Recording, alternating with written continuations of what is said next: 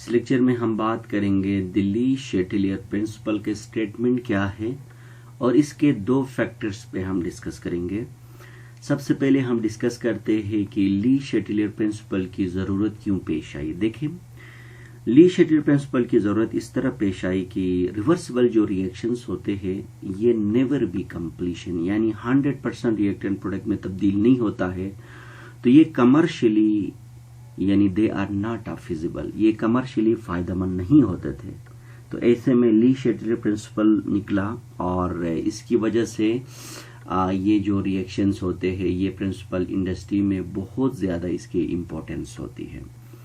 तो इसका रीज़न ये है कि रिवर्सिबल रिएक्शन बल्कि इनकम्प्लीट नहीं हो रहे थे कंप्लीटली रिएक्टेंट प्रोडक्ट में। तो ऐसे में इस प्रिंसिपल की मदद से हम एक रिएक्टेंट को जो है ना रिवर्सिबली एक केमिकल रिएक्शन का रिएक्टेंट को हम कंप्लीटली प्रोडक्ट में तब्दील कर सकते हैं।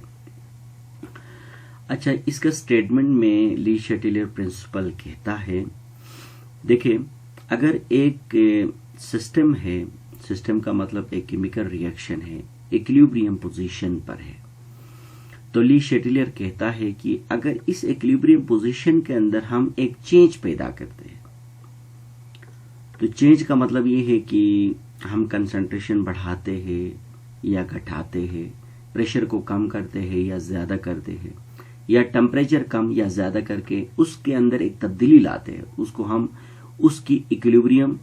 तो जब हम उसके अंदर एक चेंज पैदा करते हैं तो उसका इक्विलिब्रियम क्या होता है, डिस्टर्ब हो जाता है। अब डिस्टर्ब होने के बाद जो रिवर्सिबल रिएक्शन है अपने आप को या तो राइट शिफ्ट करेगी या तो लेफ्ट शिफ्ट करेगी, यानी उस मकाम की तरफ शिफ्ट करेगी जहां उसका चेंज, जो चेंज हमने लाया है, इसके इक्विलिब्रियम को डिस्टर्ब किया है, उसको दोबारा अचीव कर सके या उसको कम से कम कर सके। तो ये है इसका स्टेटमेंट। देखें, it states that if a change is imposed on a system at equilibrium, ये कहता है अगर हम कोई चेंज को इम्पोज करते हैं एक रिवर्सिबल रिएक्शन इक्विलिब्रियम हालत में, तो position of equilibrium will shift to, यानी पोजीशन ऑफ इक्विलिब्रियम उस डायरेक्शन में शिफ्ट होगी which tends to reduce that change, जो उस चेंज को कम से कम करने की कोशिश करेगी। वो change in terms of concentration, pressure या टेम्परेचर हो सकता है। इसके बाद इन्हीं चेंज को हम दो चेंजेस को अब हम पढ़ेंगे। वो क्या है? पहला है effect of change in concentration. देखिए, ये एक रिवर्सिबल रिएक्शन है जनरली जिसका नाम है A+B है, जो रिएक्ट करता है C+D बना, ये इक्विलिब्रियम पोजीशन में। अब हमारे पास यहाँ देखे चार पॉसिबिलिटीज है, मैंने दो दो करके एक में, बेसिकली तो चार है लेकिन मैंने दोनों, फिर इसको मैंने दो क्लासेस में डिवाइड किया है। तो ऐसे में देखे फर्स्ट दो पॉसिबिलिटीज क्या है। फर्स्ट दो पॉसिबिलिटीज ये है कि इस वक्त ए बी रिएक्ट करता है, CD बना है। तो पहला दो पॉसिबिलिटीज ये है कि अगर हम रिएक्टेंट की तादाद बढ़ाएंगे, यानी कंसंट्रेशन ऑफ A और B को बाहर से ऐड करेंगे, या हमारे पास जो है C और D को हम क्या करेंगे, विड्रॉ करेंगे। इसका मतलब ये है कि रिएक्टेंट को बढ़ाने से या प्रोडक्ट को बाहर निकालने से रिएक्शन का क्या होगा, इक्विलिब्रियम डिस्टर्ब हो जाएगा।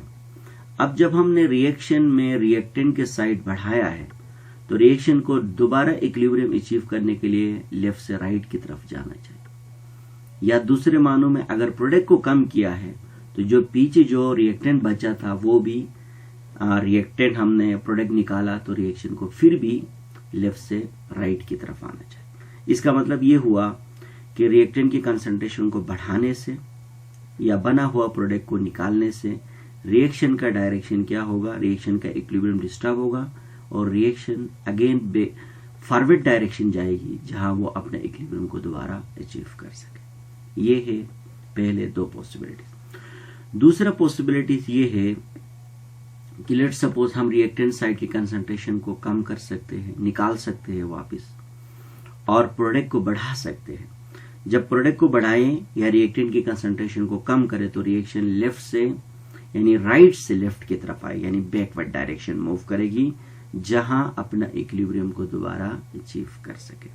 तो ये कंसंट्रेशन के हवाले से दो दो पॉसिबिलिटीज मैंने यहाँ पर लिखा है। इसके बाद है दूसरा फैक्टर है effect of change in pressure, यानी प्रेशर के हवाले से हमारे पास नेचर ऑफ केमिकल रिएक्शन देखना पड़ेगा। यानी केमिकल रिएक्शन के अंदर इस हवाले से तीन पॉसिबिलिटीज हमारे पास। पहला पॉसिबिलिटीज ये है कि अगर नेचर ऑफ रिएक्शन में number of moles of reactant and products अगर सेम है, मिसाल A प्लस बी है, C प्लस डी बनता है, 2 मोल रिएक्टेंट में है और 2 मोल प्रोडक्ट में है, इसका मतलब 2 मल्टीप्लाई 22.414 dm³ वॉल्यूम रिएक्टेंट में है, इतना वॉल्यूम प्रोडक्ट में है। तो रिएक्टेंट में और प्रोडक्ट में नंबर ऑफ मोल सेम होने की वजह से सेम वॉल्यूम है। तो इस कंडीशन में, ऐसे सिचुएशन में अगर हम प्रेशर को बढ़ाएंगे और प्रेशर को कम करेंगे तो रिएक्शन पर कोई असर नहीं होगा। क्यों नहीं होगा? क्योंकि रिएक्टेंट और प्रोडक्ट में नंबर ऑफ मोल भी सेम है तो सेम ऑक्युपाई वॉल्यूम है, मोलर वॉल्यूम भी सेम है, तो स्टैंडर्ड वॉल्यूम भी सेम है। तो इट मींस दैट कि अगर रिएक्शन में number of moles end of the reactant and product same है तो इट मींस दैट कि प्रेशर को बढ़ाने से और प्रेशर को घटाने से रिएक्शन पर कोई असर नहीं होगा। इसके बाद दूसरा इसमें पॉसिबिलिटी से अगर number of moles of reactant ज्यादा है number of moles of products है, तो ऐसे में क्या होगा? ऐसे में अगर देखिए यहाँ पर 3 मोल रिएक्टेंट में है और 2 मोल प्रोडक्ट में है, इसका मतलब वॉल्यूम रिएक्टेंट साइड में ज्यादा है, प्रोडक्ट साइड में कम है। तो जब हम प्रेशर को बढ़ाएंगे तो प्रेशर हमेशा वहां असर करेगा जहां मोल ज्यादा है, जहां वॉल्यूम ज्यादा है। तो ऐसे में यहाँ रिएक्टेंट साइड में वॉल्यूम ज्यादा है, मोल भी ज्यादा है, तो रिएक्शन यानी लेफ्ट से राइट की तरफ जाएगी। तो ये इस कंडीशन में।